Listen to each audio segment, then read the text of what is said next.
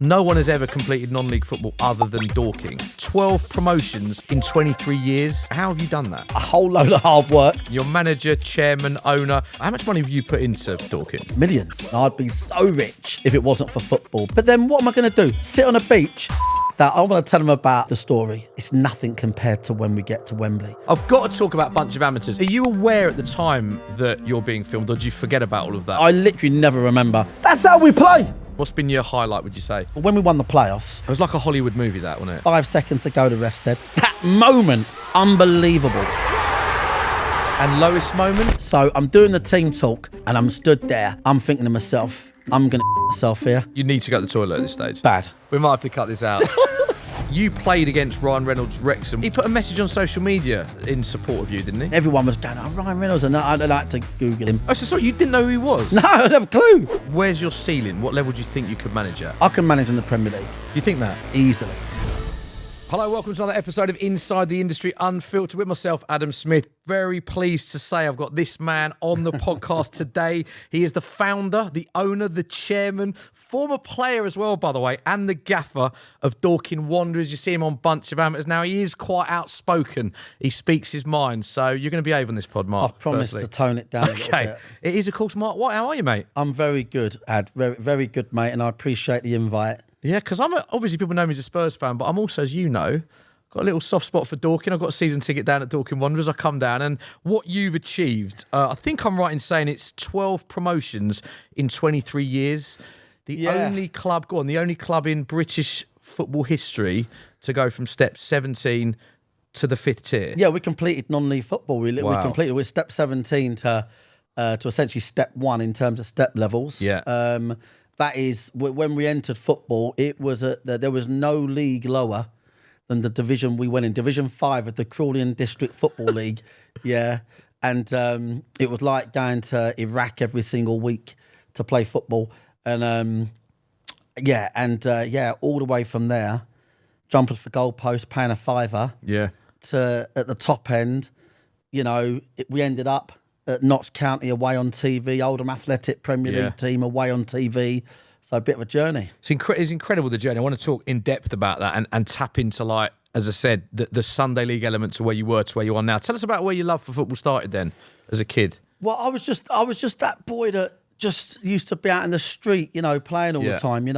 When I look now at all the lads from sort of South London and all of that, they're still doing that. They're still doing that. They're in the cages, they're playing football. And back in the day, before the sort of prawn sandwiches kicked in Surrey, before computers came about or iPads, and you'd be in the street and you'd be playing football or riding a bike pretty much.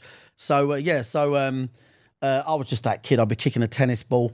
Yeah, you weren't allowed footballs at school, so you play with the tennis balls. It made your way better. Yeah, you touch, right? You touch, right? Like literally, we were like unbelievable. We'd have won the world champs with a tennis ball, and so play with a tennis ball.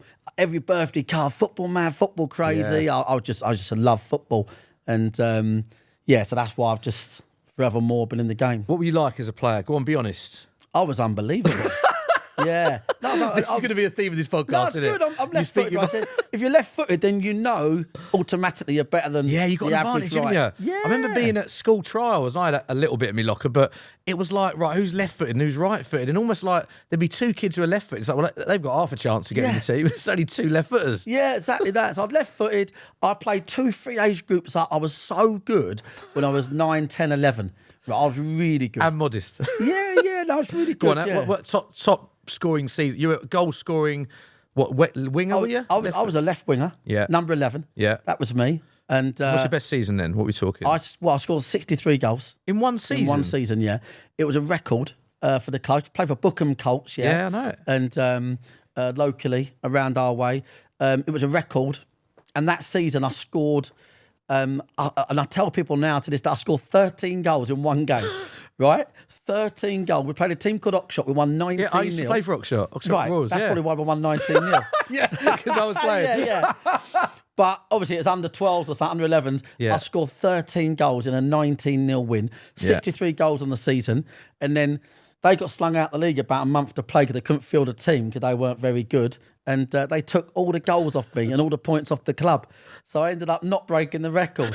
So I've never forgiven I think that's where my issue with governance has come from. Because deep rooted. Because you feel scarred that those 13 goals are taken away from you. How good could you have been then? Because we're going to come on to why you quit the game. You had a bit of personal tragedy, didn't you? Yeah. Why you fell out of love. If you'd have carried on, what level do you think you could have played at? I think I probably would have been like, lower level pro probably. Do you know what I mean? League 2, League 1? Yeah, I think so. Yeah. I think so. A lot of the boys I played with went on to, to have those sort of careers and that. And but I mean, it's like anything, like when I see these lads now, and I was in at Chelsea the other week in terms of the kids section in the dome there. Yeah. And I'm looking around, and there was honestly 40 8-year-olds. And to a boy, you'd think, well, you're all going to be in the Premier League. They were unbelievable. All of them amazing.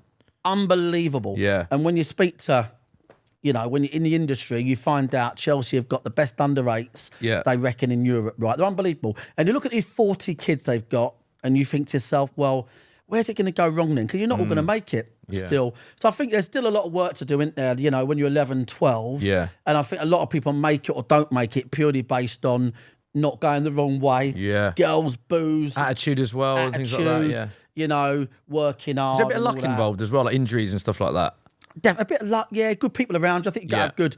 I think if you've got good parents around you, you've only got to look at some of the boys that have made it in the game. Look at Reece James and look at some of these, Bellingham and that. They've got parents around them and great support network. Yeah, I think so. Because so many decisions at that age, and believe it or not, even though us oldies looking at that age group, you'd be like, do anything you want to do to be a pro footballer. But when they're a kid, some of them sometimes do fall out of love. We've had players recently in Dorking that were at Chelsea and fell out of love with a game. And you're thinking, how can you fall out of love with a game? You're going to Cobham every day and you want a lot of money, but they do. Yeah, that's interesting, that. And it's a part of this story I feel like you haven't told, is that your granddad was a massive part of your life, wasn't it? And he was the one that took you to football, right? You happy to talk about? Yeah. No, that my life. I was brought up by my granddad, literally. Yeah. So it was, it was a bit like one of them TV programs where my granddad and my nana down, like Charlie in the Chocolate Factory. You know what I mean? Like they're in the bed down there. My mum's up there, bless her. Yeah. And he took me everywhere. So he was like your best mate. Oh, and he was the father figure of the family. And I was his idol. Like, do you know what I mean? He'd take me to football. And he I don't think he ever missed a goal. Do you know what I mean? Wow. And he used to like, he didn't. I had a paper round, old school paper round, getting whatever it might have been, a £5 a week, and he didn't even want me to ride my bike. He'd take me out in the car. I stood a paper round about 8 minutes. Did you? Yeah. Why did he do that? Just because he wanted to be with you? Yeah, he just thought he just didn't want to see me go out on my own. So he'd take me in the car, probably get away from my nan at the same time in the morning. And then that's the quickest paper round ever, because you're on the phenomenal. car. Yeah, and. Yeah, bless him. Like, he took me everywhere. So proud of me, bless him. And I was at Fulham and that, playing and all that. And I was only 10, 11, 12, etc. Anyway, and then, he'd done a paper round one morning, and I got a phone call from school and saying he got to go home. Went home. I said, he's dead. He'd had a heart attack on the car seat, right? Which is a thing, apparently. And, so I was devastated. Devastated. And then it was a bit like, like I was saying there, like when you're a kid, I don't say really that. I don't think it probably did take the heart out of me football wise, but at the same time, it's more logistical. Like, your mum ain't got a lot of money, can't run you around. Back then, you didn't have the same train networks. You'd need someone to drive you from here to there, and then it just sort of fell away a little bit. Really. Did it? Yeah. Yeah. It's interesting because you're so outspoken, entertaining, very vocal. People know you as this sort of larger than life character, but I've never really heard you talk about that. Never. I can tell that's like, that must have been a really difficult period of your life. Really difficult. Awful. Awful. My mum passed away, and that weren't a patch on that. It sounds terrible. Really? Yeah, weren't a patch on that one. Yeah, because I was like 13 or something. Do you know what I mean? Yeah. So it was really, really tough. But yeah, he took me to my first game, which ironically was at Dorking. Was it? Dorking had a team that played at Meadowbank, where we play now. Totally unrelated to us. Yeah. It was a grass pitch. They played much down the levels. And I remember he'd take me down there and he had a programme. Do you know what I mean?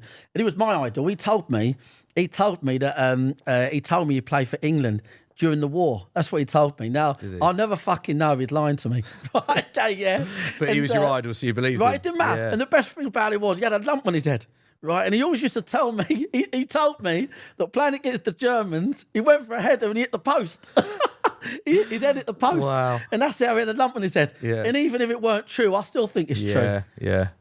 That's lovely, that, isn't Yeah, it? So yeah. with his passing then, did you sort of fall out of love with the game at that period, or did that sort of end your sort of aim to make it in football, would you say? I think what was weird was that, and this is where I look at the youngsters now, is that, you know, whereas you'd have someone after the game that would be like, yeah, don't worry about that, or well done about that. When you don't have that, you know, you sort of feel at the mercy of other people. So all of a sudden, you whatever the coach says or whatever your teammate says, you take it a bit more personal. Do you know what you mean about that. I used to remember my dad coming to watch me play football, and it's like, when you'd score a goal, you'd always check, because there might be times he needs the toilet or he goes to the car. Yeah. Did you see that? And do you know what's mad is my boy now is 4, and he's just started to, even he was climbing the sofa the other day and going, "Are you watching me, Daddy?" And it was like, I had this real nostalgic moment of me doing that to my dad, and you wanting that. So it's like you wanted that assurance from your granddad, Honestly, who wasn't on the sideline anymore. I've got an exact similar story whereby I remember he said to me, "I'm going to be, your mum's going to drop you the game. I'm going to be a bit late." Yeah. And I was like, Jesus, he's a bit late, right? Yeah. And I scored down at Lower Road in Bookham. I scored kicking up the hill, right? A great goal it was, yeah. I turned round thinking it's a year, and he just turned up and went, "Well done, Mark." And he saw it, and I was buzzing. Yeah. But then when you take that away, you know, and if you've never had that, I guess you don't know what it's like. So when you see these young boys now, and they're only as good as the feedback they get from maybe that's these interesting. third parties that aren't as invested. Do you know what I mean? So I can see why having people around these youngsters is so important. Do you know what I mean? But yeah, that was a kick in the balls for me, and it was never the same again playing. But the love for football was still there. So when you stopped playing, then you're getting into your teens. Where did you sort of, without being blunt, make your? People know that you've made your money, that you've invested into Dorking. So what career did you have? You worked in the city, right? No, literally just advertising. I mean, I never had big money. It was just basically everything I did have, everything I earned. I just put into the club. But you were working full-time, before you started Dorking, you were working in the city. Yeah. So that must have been challenging, long hours and everything like that. Yeah, really long hours. Like, I mean, I just went into, I was in sales and marketing and basically, but I was... How successful were you in that? Yeah, I was successful, but what it was... you must have done well. I was out on my own. You know, at a young age. I was out on my own. Do you know what I mean? Like, granddad passed away. Mum met a guy. We didn't really get on that well. So I sort of went my own direction about 15, 16, sacked off school. And I was probably more shy than anything else back then. You? Yeah, and then what happened was, like, I was almost like, I've never said it before, so people know I'm not making it up, but I was a little bit on the streets, if you like, and I learned to hustle a little bit, and I was a really good pool player. Right. Like, really mega good pool player. So we'd be playing pool. We'd go into bars at literally like 7 at night, get out at 7 in the morning, play for thousands of pounds. I played Alex Higgins back in the day for money. Did you? Yeah, like obviously the snooker player, but played him for pool. We were playing for thousands of pounds a game, and that sort of, within that arena, I was around lots of characters. Yeah. And it drew the character out of me. Did it? And I learnt the hustle a little bit. Yeah. And I learnt the sort of ballsy side of winning, losing, you know. So I think a lot of my sort of like leadership, if you like, and you know, sort of come from that kind of like that real environment. It sounds weird of being out on my own a little bit and generating money, etc., playing pool and stuff like that. So that's why I would say to people, like, I'll play you at pool, and I always go, yeah, I'll play you at pool. And I go, nah, you ain't fucking playing me at pool. Really, son. Trust me, I'll beat you one-handed. Really, that good? Yeah. So did that sort of that sort of difficult period in your life with your granddad, and you said your mum met someone you didn't get on with, did that sort of spark a fire in you that actually I need to go out and make it on my own and sort of do it the hard way, or was that challenging? How do you sort of it was assess that period of your life? Yeah, it was really challenging, and I've got a lot to thank my best mates. In particular, my best mate, they were great, do you know what I mean? And their families and that. And I was a little bit like, what am I going to do now? Do you know what I mean? So, yeah, I just sort of found my feet, and I got this sort of like huge confidence from being really good at pool, I think, if I'm being frank. And then I went and worked in the city. Then I sort of found this sort of inner leader in me. Did you enjoy working in the city? Yeah, whilst it was there, I think it's like anything in moderation. Do you know what I mean? Yeah, okay. When I look at the people now at the station 6 in the morning, getting back 8 at night, I'm like, geez, did I do that? But you just go into the nearest bar, wouldn't you? And then just like, it was just, when you're in that lifestyle, It's all you knew because you're in it, sort of thing. Yeah, exactly that. So I've done really well. I was looking after like 1,000 people at like, late 20s. Were you? Yeah, I was done really. That was in an era where age determined roles as well. Right. Like back then, if you wanted a big role, you had to be 40. So you were quite out of the norm being in that senior position at your Massively. age. That's a great way of putting it. Yeah, I was very much like, oh blimey, he's only young. He's been given all this responsibility. So yeah, because I was just and I was just driven by success, driven by leading others to success, and then so that's where. So I had this big leadership thing going on, and then in the background I was always a football fan. So I just kind of weirdly combined the two, really. So go on, let's get into Dorking then. How on earth do you get started? You've had, how many? 12 promotions in 23 years. Yeah. How did you get started with Dorking? How do you build a football club like you've done it? Talk to me about the early days, why you built it, and everything. Well, yeah. So I was watching Wimbledon loads. Because you're a Wimbledon fan, sorry. Yeah, Wimbledon fan. Yeah. So like they and again, I don't know whether it was a subconscious thing, but they were the ultimate underdog. They ended up in the Division 1 of the old football league and then the Premier League, and they were basically run on a fag packet, and the players weren't paid a lot of money. They'd go down a strip club in the afternoon in Kingston, and they go to a cafe for a fried breakfast before training, right? And they was in the Premier League. Not the best way to prepare for a Premier League game. No. And also, you took underdog, probably to this day, still one of the biggest FA Cup shocks of all time. There, mate. Were you at the game? I was at the game behind the goal. Beat Liverpool. Yeah, first ever penalty save in an FA Cup final. Dave Besson, John Aldridge. Behind the goal. Wow. Behind the goal. And ironically, I always tell a story about what football was like back then. Wimbledon done a scheme where you could earn the FA Cup tickets so you can get them cheaper. So if you went to there, because they never had any crowd, so they thought about if you go to the home games, then what we'll do is you'll qualify for a cheaper ticket and a priority ticket for the FA Cup final. Anyway, my mum wrote to Wimbledon. This is true as it stands, right? She wrote to them saying, hold on a minute, this ain't fair because he's only 13, right? Yeah. So he can't come to the night games to get his free, right? Anyway, they sent 5 free tickets for that game. To the FA Cup final? FA Cup final. It's like Willy Wonka Chocolate Factory. Yeah. Right? It was literally... You love this film, by the way. There's twice you mentioned that. Yeah, yeah. So, did you get you got free tickets? Five free tickets. 5 free tickets to the FA Cup final. I was like to my mates, and I remember one of my mates was a Liverpool fan. And he stood I bet you had a great day, yeah. Yeah. So you loved... That's where the underdog story came from. Yeah. But then, so how did that start with Dorking then? Well, it's like... The Wimbledon sort of started their demise a little bit, the ownership and all the rest of it, and then we just decided that we'd just start a team, have a bit of fun, and it was just your mate's Sunday League team to start. So you started at the bottom.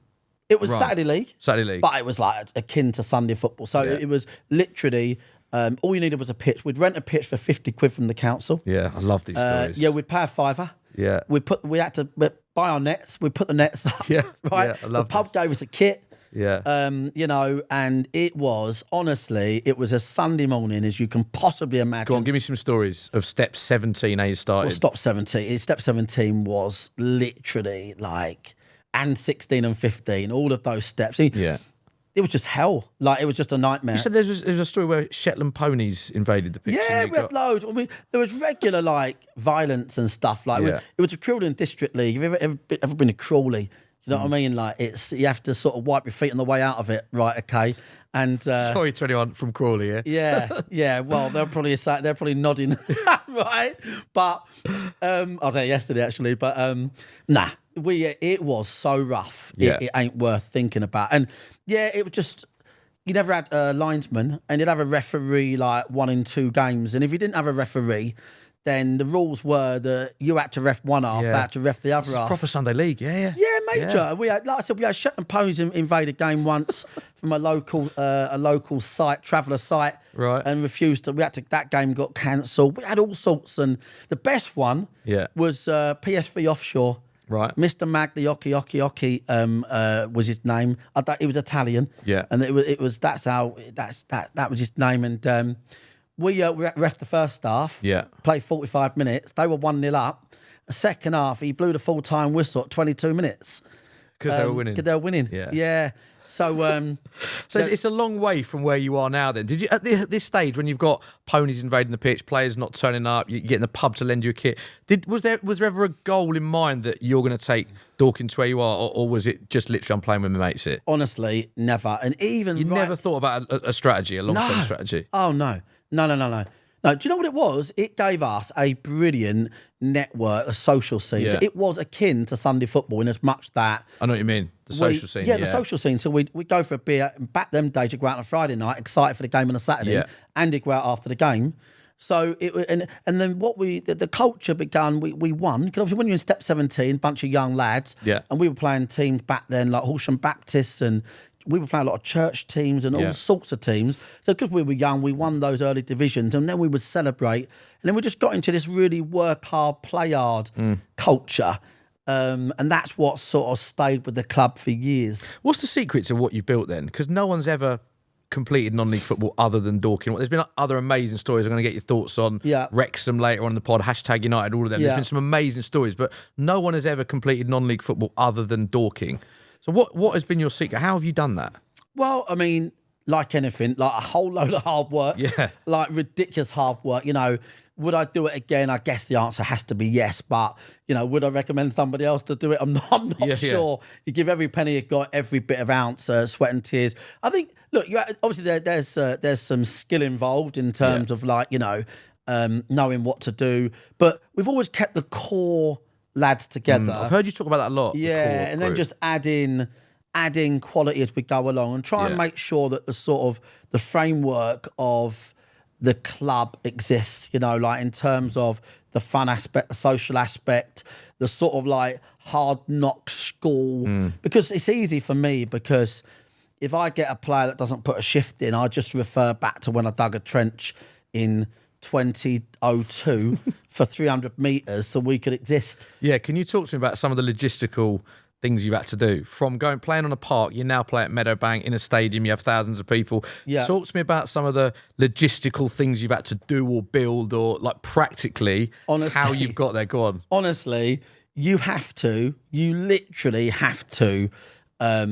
It starts off with, it's a requirement to the FA. Because you have to have certain elements of your ground in order to get promoted, right? Yeah, and There's it's actually been one of clubs the in the past that have got promoted to the league but haven't been able to because their ground's not been big enough. 100%. It's one of the things about the FA. It's actually really, really good. They manage the fact that if you're going to go through the tiers, your facilities match that. But it starts with literally as simple as you need to rope off your pitch, right? Yeah. And then it might extrapolate to you need one concrete path. Then it would be your changing rooms cannot be further distance than this. Then it would be you need a T-bar or you need hot water. So you're building all of this step by step. You're building a rope. You're building a concrete slab. Honestly, I remember when we had to get a deal off a concrete firm to put 3 concrete paths in. Did you? Right, and I mean, listen, I don't want to speak ill of the dead, but I don't know how the bloke got the concrete, but he said I can only deliver it 8 o'clock tonight, right? And it was the winter. Right. And he's pulled up with 3 concrete lorries and said, can you get your players down there? And we literally had all the players down at our old ground at West Humble with all the car lights, whilst all the concrete lorries poured up and put the concrete in, you know. We've had to beg, borrow, hard work. It is literally floodlights, you know, planning permission. I remember trying to get floodlights where we were, and all the local residents said, no way. Okay, said, no way, you can't get floodlights. So we were in a position where we just couldn't get promoted. So I had to go to the local parish council and I had to stand up and I explained to the local residents why we wanted floodlights, right? And I explained where we come from, what we want. And so I've been there. I've done every planning consent, raised every penny.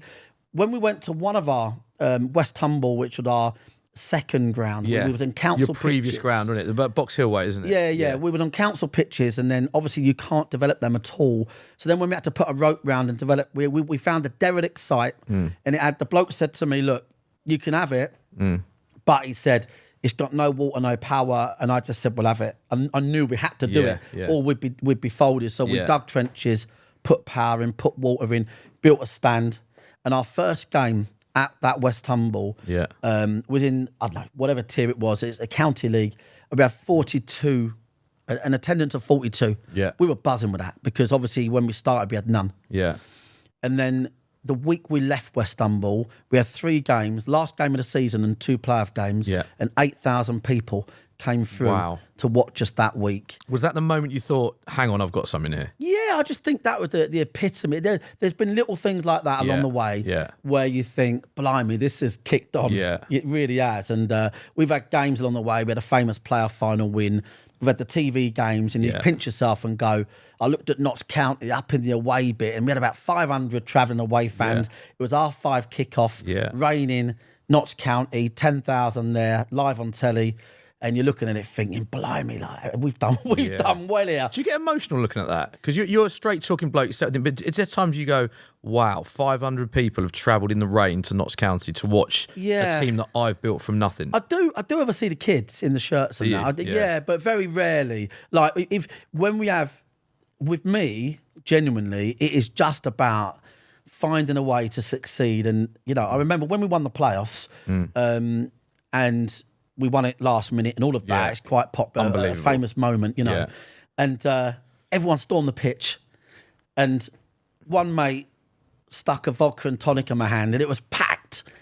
And I took the vodka. I just walked off. No one sort of saw me. I just walked off, went to the fan zone. Did you? Carried on drinking. And it was like, my job is done. Yeah. And I just looked at all the kids and thought, oh, my job is done there. Yeah. Because for me, it's like, I love seeing, because I know what it meant to me. I remember when I went to watch Dorking with my granddad, and they had a striker called Andy Bushnell, and Dorking were like rubbish. And Andy Bushnell was probably nowhere near as good as, you know, you know, but he scored 34 goals and I was 7 years old. And when I grew up, I wanted to be Andy Bushnell. Yeah. And now I'm thinking, Jesus, like those stories compared to what some of those kids have had from watching Dorking and what we've achieved, they'll never forget. Yeah. Some of the stuff we've achieved for them. So I like that aspect a lot. Yeah, love that. Do you think anyone will ever achieve what you've achieved? It'll ever be done again? No. Never? No. I just, being honest, I don't. Yeah. Not right from step 17, like from literally no team. Because we had no money either. I mean, we've never had money. We've always been raising money. How have you funded it then? Because you've put a lot of money. How much money have you put into, I don't have to give me an exact figure. Well, millions. You've put millions of pounds into Dorking? Yeah, millions across the years, millions. It has to be, you know, like, I would be, like, so rich. I'm not a rich person. I'd be so rich, if it wasn't for football. But that's my thing. Because a lot of people say that, don't they? That a lot of chairmen, people that own football clubs, businessmen, businesswomen say, actually, owning a football club from a business perspective doesn't make a lot of sense because naturally football clubs are hard to run. You lose money, right? You lose money, there's do no you think you'd have more net income or more successful had you not gone into Dorking? Yeah.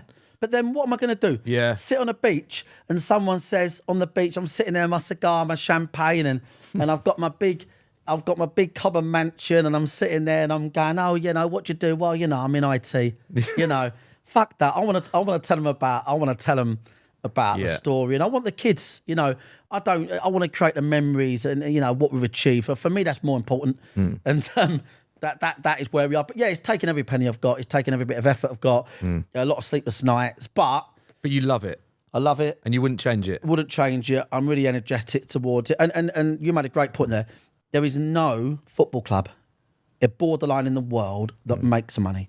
If you see a football club, there'll be somebody somewhere putting money in to keep that club afloat, and there'll be volunteers as well helping it survive. That is football. And that's why I'm quite a big advocate for what more local authorities and the FA can do. Because volunteers are so important, right? Like, it's amazing when even I go to Dorking, but I go to lower league grounds and you'll see someone who's been volunteering at a club for like 20, 30 years for the love of it. And I think that community aspect is so important. There's a massive community aspect to Dorking, isn't there? And I think we'll come on to talk about a bunch of amateurs in a bit, but it's a massive community feel at Dorking. Yeah, no, completely. Yeah, I mean, it's built on the community.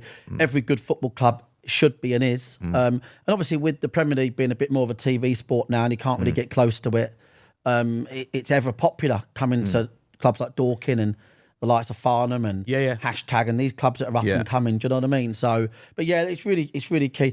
I mean, football clubs are really, and there's a movement called Fair Game, and they very much campaign for all of this. They are a community asset. That's what they would say, and we're part of Fair Game. And what that means is that a football club should never be allowed to be put at risk, because that's you know, Southend. Looking at Southend United, we look at Morecambe at the moment recently. And these are clubs that have been pillars of their community for years, bought by the wrong person, and then left to go to trap. And they should be a protected source. Yeah, it's interesting that point you make about how key ownership of a football club can be. You said there that you put millions of your own money. I didn't realise it was that much, by the way, into Dorking. How is it funded now when you think of the scale that it's become? Well, that's been you millions. Must have investors and sponsors and stuff now. Yeah, it adds up to millions and millions of pounds of sponsors, partners. I mean, more recently, last 2 to 3 years, we've now got part of our club is fan owned, which we thought was really important because it wasn't just about raising revenue, but also having loads of like-minded people that wanted the club to succeed forevermore.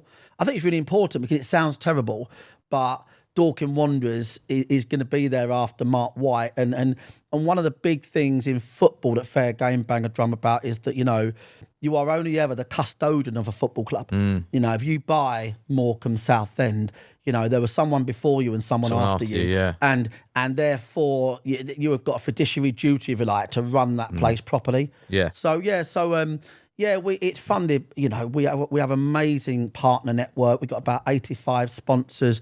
We've got brand new OLBG, brand new principal partners of the club that we're really excited to be working with.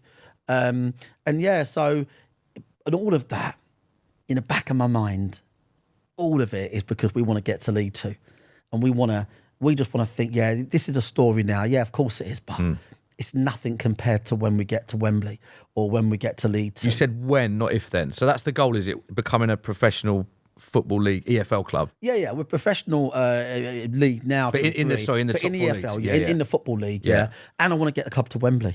I just what time period do you think that's achievable in? Well, I mean, get into the EFL. 3-5 years, with a fair wind. We've got a lot of work to do. We need to continue to raise money. But we've got an ownership group that are really passionate. A lot of US guys involved in the ownership group as well, with thanks to the Wrexham story as well. And 3 to 5 years. But I love the idea of Wembley because it's really I can see your eyes light up when you said that. Well, I go to Wembley. So every year, obviously, we get free tickets and that. And when you get to May, you get the FA Trophy final, you get the playoff finals, and I go there because a lot of my friends are managers and that. And I went there with Woody and Bromley last year, and this year it was Tommy Widrington, Aldershot, FA Trophy. Chesterfield the year before and Notts County. I've been to quite a few of the non-league finals there, I used to do a lot of the pitch side presenting for the screen there. Right. In fact, I was there when Wrexham lost to Bromley. Because I remember in the box they had David Beckham, Will Ferrell, Ryan Reynolds, it was all of them. In the trophy. But it's a great day out, isn't it? Brilliant day out. And what I love is I get in those seats behind the dugouts and that, and I love watching all the dreams come true. Do you know what I mean? And I remember when Woody was there with Bromley and they won the playoff final the year before last, and Woody's boy, I'd never met him before. Freddie, he's a goalie, right? And he's a great goalie. He's just gone to Liverpool, and he stopped me at the bar and he goes, "I'm Freddie, I'm Woody's boy." He knows me and Woody are mates, and I goes, "Hello, Freddie, pleased to meet you."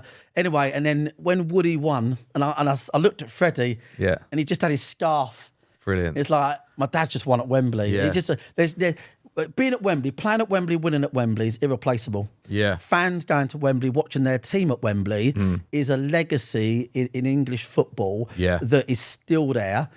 FA slightly kiboshed that with the FA Cup semi-finals being played there, by the way, but that's a revenue thing. But so I would love Dorking Wanderers to get to Wembley, and I'd love everybody from everywhere to go there, so we could say we got Dorking Wanderers to Wembley.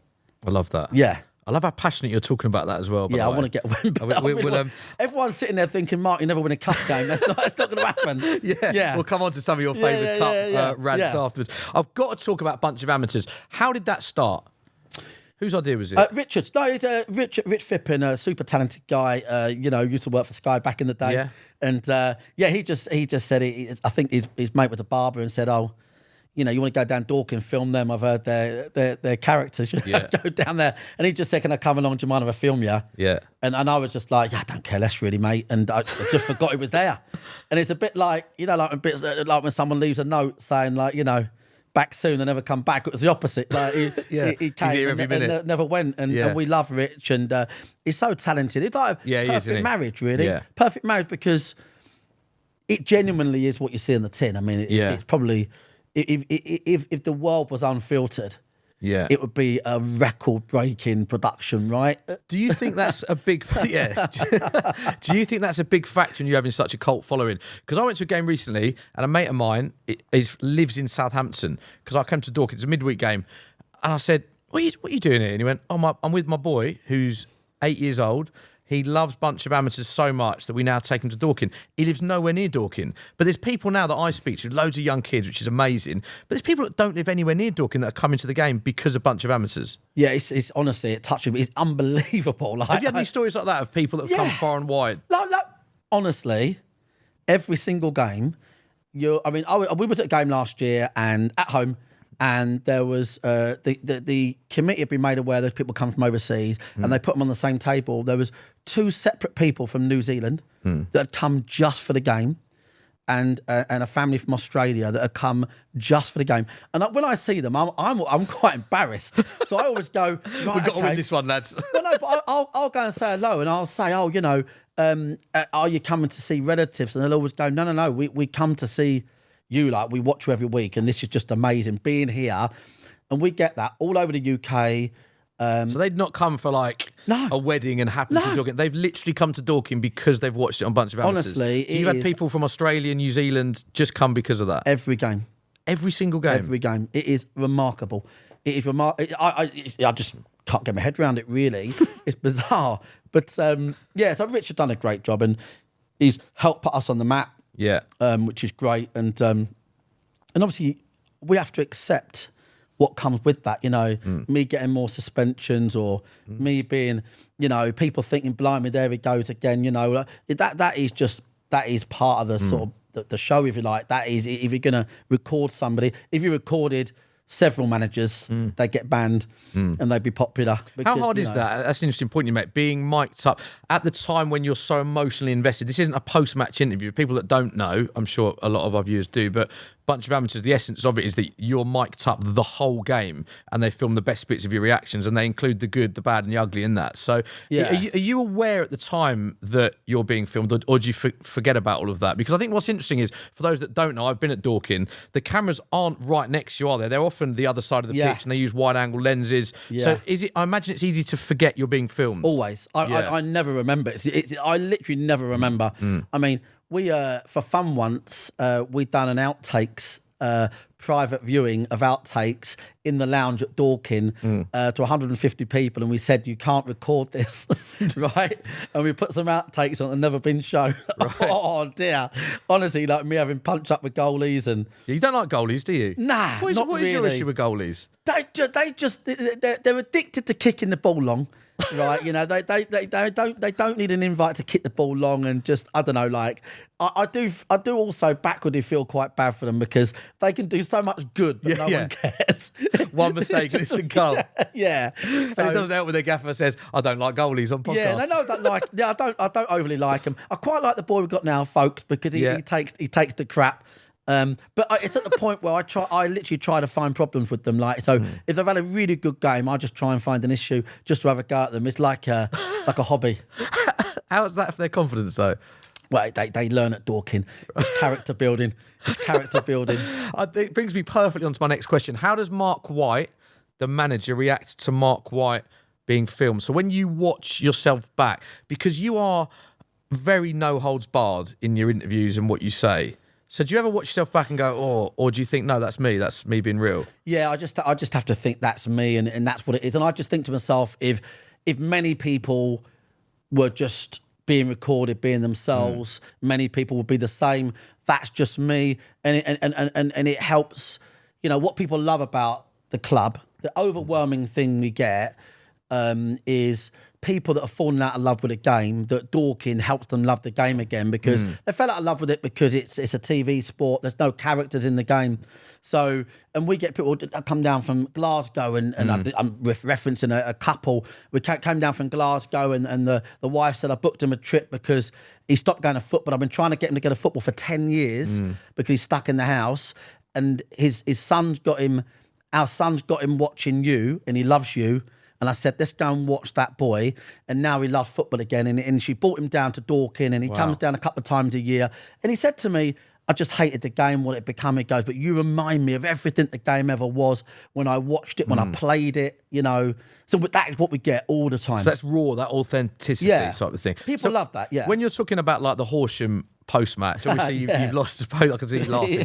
But you went in on your players there, and you even said, like, I hope Horsham get an amazing draw so our players feel guilty. Like, talk me through the mind. I think what's different for us is, and they did get a control, but we're so used to seeing, you know, people playing the game, and like you do speak very honestly. So talk me through about that sort of post-match interview and where that came from. Is that the manager speaking, the owner speaking? That's the owner. Because you went in on your players. Oh, it's the owner all day long. Yeah, it's the owner. Well, give me some context to that then. Well, the context, what I mean, every single football club, probably including championship teams, will go, right, there's our P&L, our profit and loss, and they'll probably never put any money in there. They'll go, right, and hopefully we have a good cup run. I mean, so, but if you're in the National League, that level or below, you're thinking, right, so we need to find losses every single year. Every single club is built on losses. We went into that game, I knew that we needed to find a few $100,000, and the number one place it can come from is beating Horsham. We'd have been in the first round proper for the first time in our history. Probably because of our history, we would have got a TV game. So we would have had prize money, TV money. We would have had the admission of the next game, or 50% of it. And they fluffed their lines. And at the end, all I can think is, we've now got to go to work Monday morning. Me, the business partners, the committee, the volunteers, the commercial team. We've got to go and raise that $200,000 that you bunch of W's, you know, couldn't put a shift in for. And that is, you know, people look at these chairmen that get involved and go, I shouldn't be getting involved. But if they're putting their money in, you can see sometimes, you can see why Barry Fry back in the day, you know, he'd be storming the changing room after the game, or you hear about it, don't you? So you can understand that as because you're manager and owner, effectively. Yeah, you can definitely see that, because these people, blood, sweat and tears to generate revenue. So, I was fuming. And I had to tell them. I had to tell them. How do the players react when they watch that interview? What's the first moment like when you go into the changing room after you've dug out your players so publicly? Or is that just part of what they know from you? I'd probably have it down as a strength in terms of the fact that I'm always really fair with players. So I think that way then, if you're that guy that every week just wants to go in on people, then it just becomes white noise, and they literally, they don't believe you. Do you know what I mean? But because I'm so fair... I just got the gag white noise because you're Marc White. When, sorry, mate. I just really put cheap humour in. Do you know what I mean? Marc White noise, yeah. But like we, So they sort of thing I would do all the time is if I bollock after the game, and I'd be like, you this, you that, you should have done that. If I then review the game and I got it wrong, I will frequently stand up when we do the analysis on a training on a Monday morning, and I'll say, right, just to be clear, I got that wrong. Oh, do you? Oh, yeah. In front of your players? Constantly. Because I just encourage that environment of put your hand up. Yeah. You know, because that way then the bollockins, if you like, are more respected, because they know they're as likely to get praised. It's just a really fair environment. What's the best form of, how should we put it, housery or gamesmanship you've seen? Am I right in thinking you had a player once that used to take sort of tactical throw-ins to wind down the clock? Can you tell us about this story? Sammy, yeah. Every time I do this, Sammy's wife texts me going, "You've been talking about Sammy again." Really? Go on. Oh, yeah, he was brilliant. Yeah, he's a centre-half. Yeah. And he knew every single cheat there was. So he'd have two cheats. Right. He'd have two cheats. So when there had 5 minutes to go in a game, if he got a goal kick, he always used to do the one where the ball has to go outside the area or you take it again. So if your player's still in the area... So we'd just stay in the area, right? He'd sort of walk near the edge of the area, inside the keeper would kick it, and the ref would go, "No, take it again." He would just keep going. Wind the clock down. He would keep going until the other team were like, "He's doing it on purpose." And the other one he'd do on purpose was he would go. He knew the law in terms of if the throw go doesn't come in, you got to take it again. Correct. So if you take a throw in, it doesn't come onto the field of play, you repeat it. So he was centre half. It wasn't the fastest, Sammy. But, I've seen sort of ferries move quicker. And he would run from centre half on the left wing to take a throw. Yeah. 5 minutes to go. We'd be 2-1 up. And it was the Sammy show. Here he goes. The Sammy Right? show. Up the line, not come in. He go, sorry, ref. I've seen him do it 5 times before the centre half of the other team has run to the ref and gone, he's doing it on purpose. And are you loving this or hating this? What's your Love it. Yeah, I bet you are. Love it. And I missed that. And he would take that housery into training. He had more tricks of the trade than anybody. Where can bunch of amateurs, just to end this section, where can that go, do you think? Like, how big can Dorking become in terms of a fan base? Well, I think really big. What I really respect is, I really respect the fact that the game hasn't stopped or prevented it. Because you look at sort of the way the view on sort of like officials, and you know they try to make them a sort of protected species, and the officials don't even like that. The officials that I know and get on with the most, they actually love the exposure. They love what things like BOA does for the game, because they like the fact, because quite often when BOA show contentious stuff with the officials ordinarily get the support when they see the real side. Yeah. So I think it can go all the way. I think it's just scratched the surface. I think it's like there's more storytelling to come. There's the Wembley. There's the next promotion. Would you ever take it like on tour? Like take your league structure out of it. Take National League South Wembley. Would you ever, if you're getting fans from New Zealand and Australia, would you go to the States for an exhibition game and stream that for a bunch of amateurs? It's a great idea, though. We want to do. No, we want to do take 10% of that. No, there you go. Yeah, we want to do. We want to go to the US next year and play in the £1 million tournament. Yes. We're on about doing that. Maybe. So you're looking at ways to diversify Dorking, not just as a pro club, effectively. Honestly, we went to New York to see investors and part of our ownership group. And when I walked up the high street in New York, as I call it, it felt like a long walk. Right. I must have got stopped 10 times. Do you mean Times Square? No, just like the high street. I don't know, like it's just like a big road. Yeah. Yeah. And you got stopped 10 times? Oh, it must have been 10 more From a bunch of amateurs? Yeah. It's unbelievable. Like just in New York, where it just stunk of weed and burgers and hot dogs. And so I mean it's we're very, very, I think lots to thank Disney and Wrexham for, but a very popular like Australia, US massively. I don't know if it's an expats thing or what, but wow. Yeah. 10 times in Times Square, that's some going. I want to talk to you about you now. You as a gaffer and you and your greatest achievement. So firstly, biggest achievement at Dorking. What's been your highlight, would you say, so far?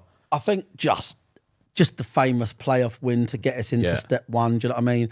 5 seconds to go. You know, the story was unbelievable. Typically, it's a bunch of amateurs' dream. Yeah. You know what I mean? Like, there's 5 seconds to go. It was like a Hollywood movie, that, wasn't it? Yeah. It like really was. You couldn't write it. No, they launched a flare on the pitch, the opposition. Yeah. I looked around the ground, and in a game of football in the dugout, I am tunnel vision. I never, ever think it's over. Until it is. Yeah. But I looked at Dino, my assistant, and literally said, Dino, I said, fuck me, we're done here, mate. And I never say that, right? Because I'm watching our fans leave. Yeah. I'm watching them all with flares and celebrating. Yeah. They lobbed one on the pitch. The ref went over, added the time on. Barry Fuller, 39 years old, slung a long ball. Rutherford, headed down, right? And Luke Moore has run the length of the pitch to slide it in the net. And it is that moment. Can't beat it. And the kids, you couldn't beat that equaliser. 5 seconds to go, the ref said. Anyway, went on to win it. Great day. Went on to play Wrexham the next year. Oldham, Notts County. Put the club on the map. Yeah. You know, so that has to be my best moment. And lowest moment? Is there, I don't want to preempt this story, but was there an incident at Barnet that you'd class as a... No. Well, that's quite fun. We just had story. What happened at Barnet? We just had a torrid season really that year, and you know, if it could have gone wrong, it went wrong. Do you know what I mean? And that particular game, I was really up for it. Yeah. And you know, because see with me, like we could get beat 8-0 the week before, no matter what, and I'll still come back out fighting, and I'll guarantee if you ask any of my players, they will tell you they always feel $1 million before every game, because I'm really good at just that kind of like, right, that's gone, let's go again. We're going to Barnet, and I had my customary tuna wrap on the bus. And this is where it all went wrong, the tuna wrap. It went wrong, mate. So I'm doing the team talk. and Barnet were good. Dean Brennan there, and they've since been promoted. I'm doing the team talk, and I'm stood there, and I'm thinking to myself, like, I'm going to shit myself here. This ain't good. Sorry, just to clarify, you mean literally there's something going on with your stomach? Yeah, it's not good. It's really bad what's going on. And I'm thinking, this ain't good. But I've just started the team talk. I'm going, right, the +1 is here. This is that. They're all looking at me. We've got a girl physio, which makes it worse, doesn't it? Like, you know what I mean? Like, just in general, if there's a girl around, it makes it even worse. You're being respectful. You don't want to... Yeah. So I'm about 30% through, and I'm thinking, I'm not going to make this team. I'm not going to get through this. So I said to the boys... So you've got the whole team, 30-odd... players, and you need to go to the toilet at this stage. Bad, but it's like literally like lava job, right? So I'm like, it's just fucking tuna wrap. It's the tuna. No, wrap. I tweaked that. I've had nothing else to eat all day. Yeah. Someone's made a tuna wrap in our kitchen, and I don't know where it's been left, but it's kicked into gear, right? Anyway, I said to the boys, boys, I'm gonna have to go Kazi, right? Yeah, like this, and I put the magnets back in the ball. I'll just run into track 1, right? But obviously, you know what changing rooms are like, Especially non-league changing rooms, right? They're narrow. They're narrow, they're small, right, and they're just all quite silent still, right? Can you imagine? So I'm in track 1, and I'm like, just talk, lads. I'm like, talk amongst yourselves, right, you know? And, it weren't good. Come out. I'm like, I feel like a mess. I'm fucking sweating, right? You know, and went back to the board. I'm doing my tactics. Then I've realised I've left 2 magnets in the cards. I've got to go back in the car to get the magnets Only out. 9 players on the board. Yeah, literally went out there. I think we was 3-0 down after 15 minutes, right? I've had a massive row with the centre half at half time. We got beat 6-0. They prescribed me some emergency Imodium from St John's Ambulance before the game. Right. And I went back, do you know what I mean? And then, that was a bad day at the office. That's a bad day The highs and lows of football management. I like it. There's a lot to unpack there, Mark. I don't quite know, don't quite know where to go. Day as well. The roles that you have then, you're manager, chairman, owner. Do you ever think there'll get a point where you'll either step back from management to run the club and you'll get a managing, or you'll step back as the owner if someone wants to come in? Do you think you'll ever dilute what you do, or do you like having complete control? Well, we got a chief exec in now, Jonathan Bynes, who's amazing. Yeah. And he's doing it voluntarily. He's brilliant, and he is taking over as much pressure off of me, and that's had a big impact positively. Yeah. We're in better shape on the field than we have been in a long time. We're doing things probably more professionally than ever before. Little things like just looking at profiling the players and age and all these little things. And so, Jonathan's there, but you know, I love managing, and you know, I've been in dugout competition with ex-England players, ex-England managers, Peter Taylor, and I love being up against top coaches because that's what I love doing. And I love the challenge of it. That's my thing. And so I want to keep managing, but we've got to be successful. That's the bottom line. How good a gaffer would you say you are? Well, I think all I would say is this, that I beat managers on a regular basis and have done in the last 5 years. Top managers that have gone on to be championship managers even. And they're sitting 5 days a week, chilling out with a TV, unlimited time to talk to players. The percentage of time I get compared to what I'd like to get with that side of things is nothing. So I think if I look at how well I've done proportionately, given the time I can put against that, I think I'm pretty decent. I'm pretty good. And I'd love to have the opportunity to do it higher up. Would you? Yeah. What level do you think, where's your ceiling? What level do you think you could manage at? I can manage in the Premier League. You think Easily. Obviously, you have coaching teams around you, the right people, but now you could manage in the Premier League. Easily, yeah. What I don't know about football, I don't get anywhere near enough credit for football management because people just see me swearing and just think, so it kind of almost goes by the by, but you don't win that much and stuff. When we went into step 1 for the first time, Wrexham, Oldham, Notts County, all these teams, about 6 or 7 of our boys have been there over 7 years. Right? So I was coaching players that had come from the county league football to then scoring hat-tricks on TV against Notts County. So I was always, punching above our weight. And that was down to, having an understanding of the game. We had one of the highest possessions in the league, sort of second most goals, I totally believe I'm a bit of a connoisseur. I never talk about it because I get asked about shitting myself at Barnet. Right. Sorry about that. But like I would love. I'd love to manage top players with a top team around me, if that makes sense. I'd love that. I think I could do it easily. There's frauds all over the gaff. Easily, you think? The Premier League now is like the most competitive league in the world. But easily. You said there, it's interesting that you said with a support team, with having more time. So do you think that will be easier if you have more time with the players and the support network? Is it? You've sort of alluded to the fact you've done it the hard way. I've done it the hard way, and even now, even when we've been playing full-time pro teams for 2-3 years, I've been spending 10% of available time, where other managers do 100%. Yeah. So I know what I can get out of me. But no, if you are a Premier League manager and you've got the right team around you, that's why you get the likes of the boy at Brighton doing great, and you know, Ursula. It's Thomas Frank, you know, these are now it's all about knowing what you need in the game. You need analyst teams, you need recruitment teams, you need to recruit to the genre of what you're trying to achieve. That's why teams like Man United have lost their way. There isn't any strategy behind the scenes. There's nothing, you know. So no, I'd have no qualms at all. I'd love to manage a Premier League team in that division. I'd love to, like all of us, as a football fan, I'd love to run England. I'd love to get hold of them lads.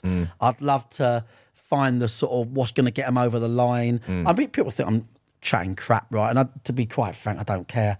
Do you know what I mean? That's the belief I've got in myself in that area. And I've earned the stripes. Premier League, I'd love to see it.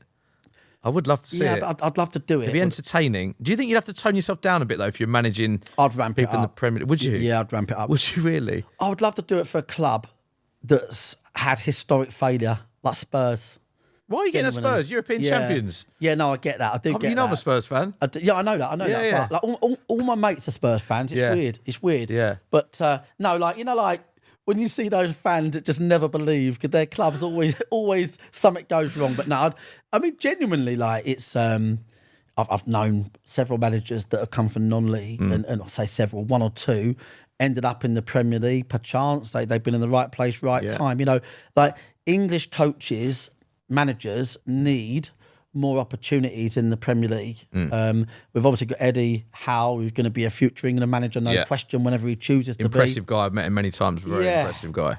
Top guy. And when you listen to Eddie speak, and I listen to him, and he speaks about the fact, I think he was asked about, you know, do you think there should be more, a foreign English manager? What do you think? And his attitude was, we want it to be an English manager because we want English coaching to be a thing. And it is prohibited by opportunity.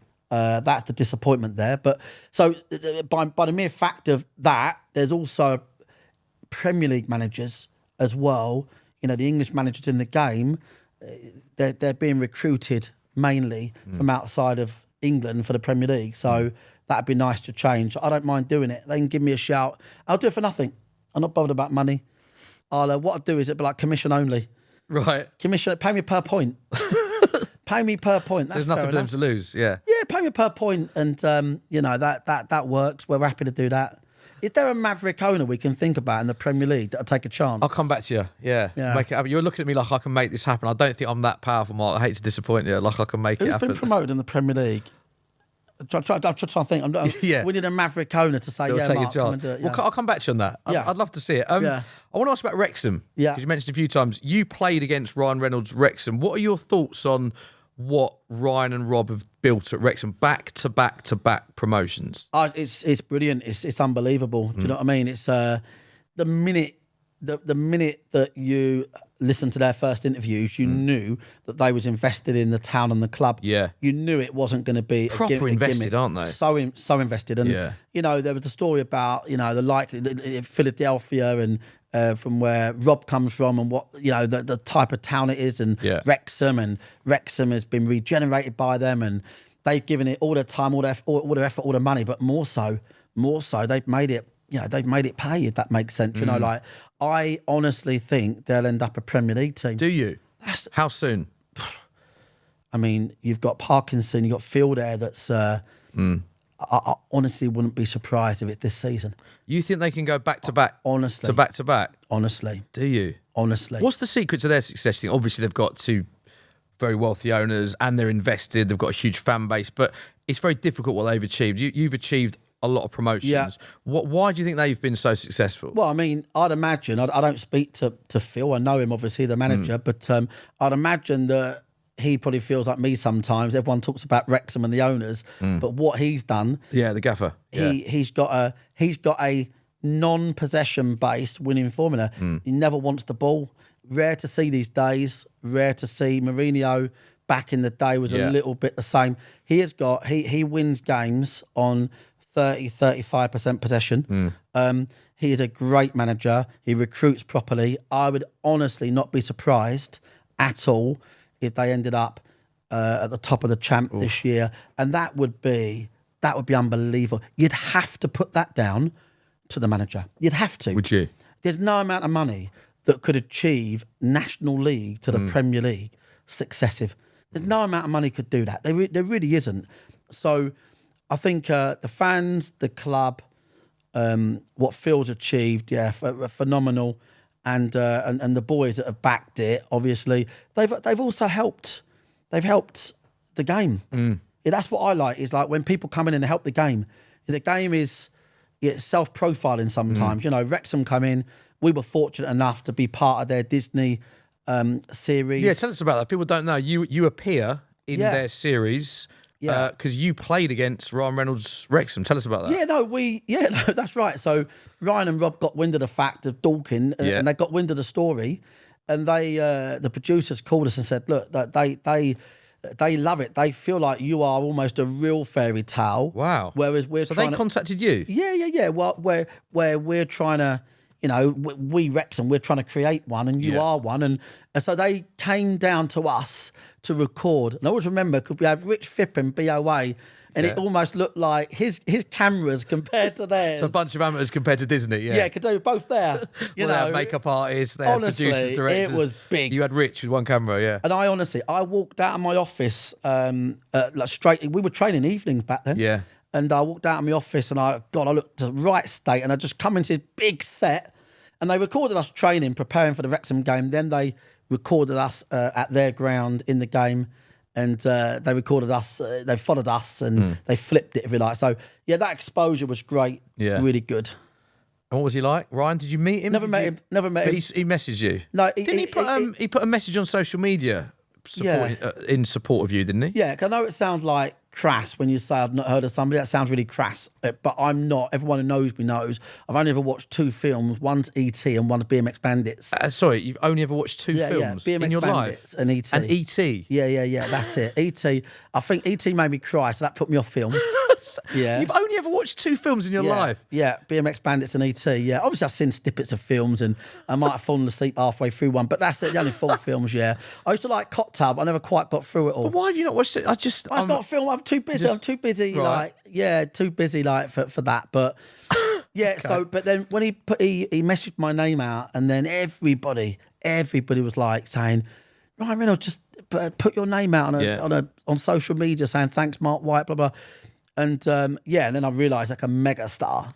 So you didn't know who he was? No, I didn't have a clue. You didn't know who Ryan Reynolds was? And this is Hollywood A-list we're talking. Honestly, I'm so rubbish with stuff like that. It's unbelievable. So at that time, this is a fair statement. Ryan Reynolds is putting a message out about Marc White, so he's a fan of yours, and Marc White doesn't know who Ryan Reynolds is. Well, I wouldn't say the fan. I think he appreciate it because we put money behind the bar. But he knew who you were, and you didn't know who he was. Yeah. I don't know whether someone had to tell him, but probably. But I mean, no, we put money behind the bar for Wrexham fan. We got a brilliant relationship with Wrexham. It's uncanny connection between them and Oldham Athletic, actually, quite interesting. Yeah.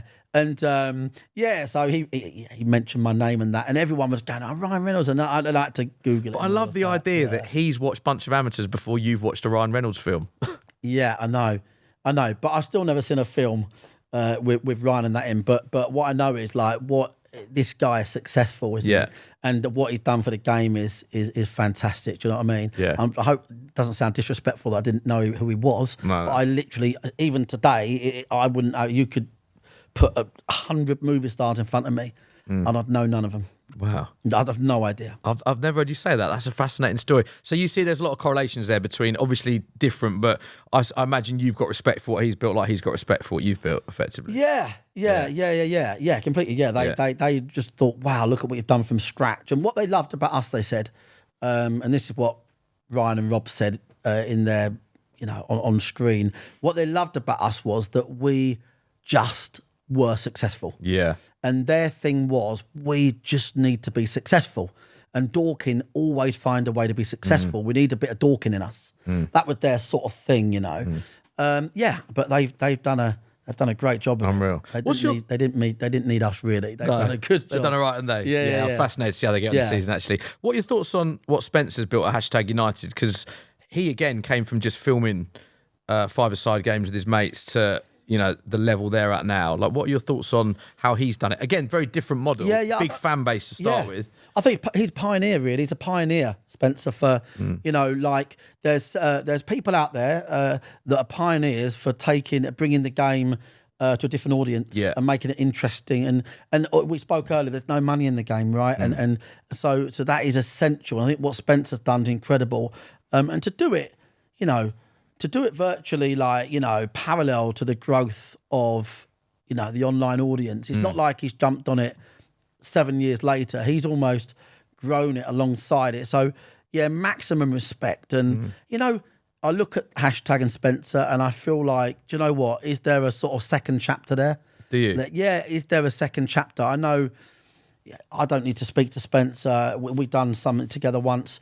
But I would know just from the passion involved of what I know about Dorking that no matter what his head's telling him, he'll still wake up every day thinking, "But I wouldn't mind to play at Man United in the FA Cup. Wouldn't mind to get a League Two." There'll still be that kind of, can we then break the mould? What you've done's amazing. We've got Harry at Farnham, Harry Hugo, who's doing big things online. Walton and Hersham, some teams around our way, and these people are great for bringing the game to a wider audience. And this is what we all need. What level do you reckon they can get to? Like what Football League?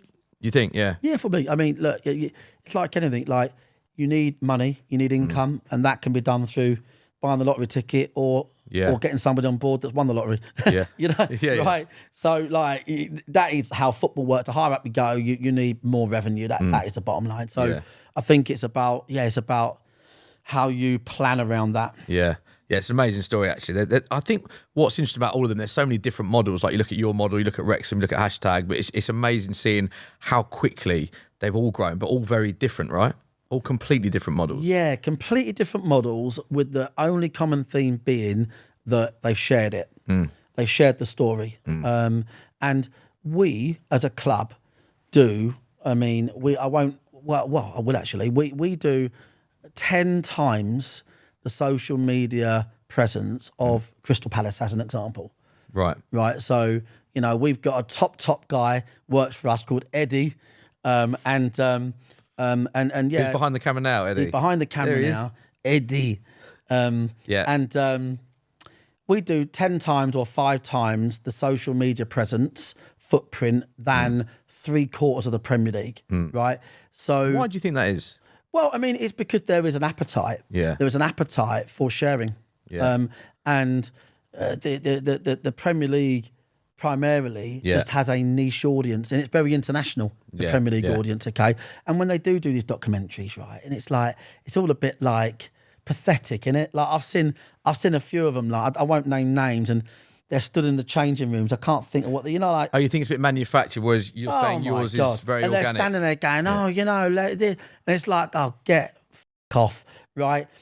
Show me. I want to see you slapping the centre half around the face, but can you just let a goal in? I don't want to see this script. We don't condone violence, though, but I know what you're saying. Or just bog wash, old school, head in the toilet, flush oh God, it. We might have to cut this out. I think there's an appetite for the real world, for sharing things, and that's why this new age thing, and it'd be interesting. I wonder who. See, the thing is that if I'm a Premier League team and I've got all the multi-million pounds, I don't need to share it. Does that make sense? I don't need to, because for all the sharing it, right, it's never going to probably replace the millions of the Premier League, right? But I wonder who would be the sort of highest profile team to really share their world. Yeah. Does that make sense? Because you're doing it from an authentic point of view. That you need that exposure, effectively. Exactly. Yeah, that's interesting way of looking at it.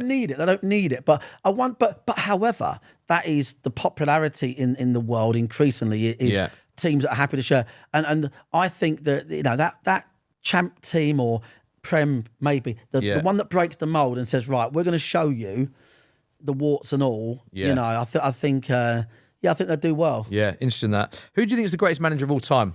Go on, gaffer to gaffer. Who do you think is the GOAT? What, Ferguson? Sir Alex for you? Yeah. Well, it has to be, Pep? Put has him to in there? be. Yeah, I mean... Sir Alex over Pep for you, though. Is that a longevity thing or a... I think because it was tougher to be successful when Ferguson was successful than maybe Pep. Okay. Only just about, because what Ferguson done was like, he had this brilliant model of like, I mean, the only thing Ferguson ever done wrong for me was leave him in the crap. Like, when he left, there was no succession plan. The players were old, and they've never recovered. United have never recovered. But that wasn't his fault, was it? Well, no, but I think I don't think it gave them great notice. I mean, I might be wrong, right? But he would be playing at Monday night live on Sky with Ryan Giggs centre midfield. He was a maestro of a manager. He knew how to win leagues. He knew and multiple teams. Like people forget as well. He had different, he had whole players leave and different eras of teams, and he still had a mould of the same. He had the core. Yeah, similar to our model. He had the core, and he always knew when to get rid of players. He always knew. He always knew, like famously, like Beckham, Yap Stam. There were some players almost at the height of their career that he knew their time would come. They were going to cash in. And they're going to move on. So I think for me, he was the best to win as much as he did. Yeah, and he was unsuccessful when he started. He had to really build all of it. I feel like Pep had a bit more of a shoe-in. Okay, but what I mean, you can't diss Pep Guardiola. No, two of the greatest, aren't they? Because Pep Guardiola, what he's done is basically create a brand of football. Yeah, I agree. That a lot of people are copying. Yeah, like that, which is worldwide. Yeah. So it's a different level of success. Yeah. Interesting way of looking at that. Before we wrap it, many people don't know this, you have managed me. I've played in various charity games where you've been the gaffer. So on camera, how do you critique me as honest? You're a very blunt, honest guy. How do you critique me as a footballer? I don't know what's going to happen here. No, great. You are a slightly greedy attacking centre midfielder. Probably best suited by the 10 role. She ain't got to track back as much. Yes, hard working. What I call it a high 8. Right, okay. High 8. What? Not so hard working, high 8. Great eye for goal. Always score goals. Certain players in football. It's really easy. I think it's easy to recruit sometimes because certain players. They're always assisting or always scoring. That's you. Yeah, thank you. So I didn't think I'd get praise. I thought I was on for a famous Marc White rollicking. No. If I get a Premier League club, then there is potential for you. If we play a system, I don't think there's much chance of that happening at my age. But I appreciate it. Just finally, advice you'd have for people that what you've done, what you've built. Like what advice would you have if people want to follow? If there's someone that wants to be the next Marc White. Firstly, what would you say to that? And what advice did you have to? Well, I just think that'd be a lot too Marc White. Too much. Yeah, I would just say to people, it sounds adage, but it's just the whole kind of work hard thing. Yeah, and also you've got to be quite individual in football. You can't be vanilla. Don't worry about the handbook, the textbook. Just be yourself. And you can't watch enough football. To be good at anything, you've got to watch it. You've got to do it. And I learnt my trade, if you like, by watching games every single night of the week. Whether it was even when we was in step 3, I began step 7. I still do today. You got to get a feel for it. You got to smell football. I meet a lot of coaches and they'll say, I've got my badge, and I'll go, would you go and watch games? And I'm not really. I'm like, mate, you got no chance. You got to be out there, smell the dubbing, understand, formations, nuances.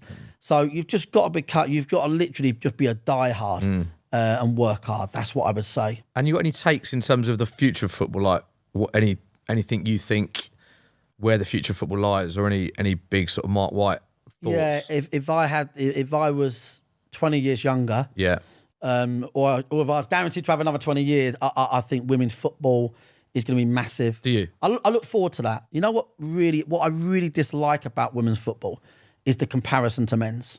That's what I dislike, and I think the women's game would do itself a favour to not compare the game. I think that's what I don't like it, because I think the game itself is fantastic for the opportunity it gives girls. I look at our club. I look at Yeah, Dorking's got a women's team, hasn't it? Yeah, and girls teams from 5 years old. And I look at now, I looked out the window. There was a school, there was a cup final at Meadowbank, a couple of local schools in the cup final. It was a girls' cup final. They might have been 14 years old. Blimey, I was looking at it thinking, wow, the generations of girls now growing up, they were so good. Yeah. They were marginally off our ladies' team that are decent. And so I think in 10 years, or even 5 to 10 years, the women's game is going to be huge. And I think what we kind of need in the game is almost like breakout clubs, like, women-only clubs. Own ground to help the women's game propel. To the next level, absolutely, like obviously it's assisted by being tagged. I know obviously there are women only clubs out there, but predominantly it's based around the sharing facilities, right? Understood. All the rest of it. Yeah. But I feel like if I was a manager, if I was an owner, I feel like if you wanted to get to the top. If you want to get to the Premier League of the women's game, it'd be a darn sight easier to do so than the men's game. Yeah. Because and I feel like commercially it'd be massive. So I feel like that's as an aspiring coach, the men's game is blunted heavily. Like it's hard to get into. Yeah. So I think the future's with the women's game, and I wouldn't write off me running a top women's team either. Would you like to do that? Yep. Yeah. Watch this space then. Yeah, the women's game is going to be massive. Massive shout out to the Lionesses as well for all they're doing for that. Mark, I've got to say, I look forward to the next 5 years. You running women's football, Dorking in the EFL, and watching a few Ryan Reynolds movies, right? There we probably, go. Massively appreciate your time. I know you've come a long way here. It's not that convenient logistically for you, the studio. You've been brilliant. So cheers, thank you for your time, mate, and all the best for the season. Thanks, mate. Cheers, Dad.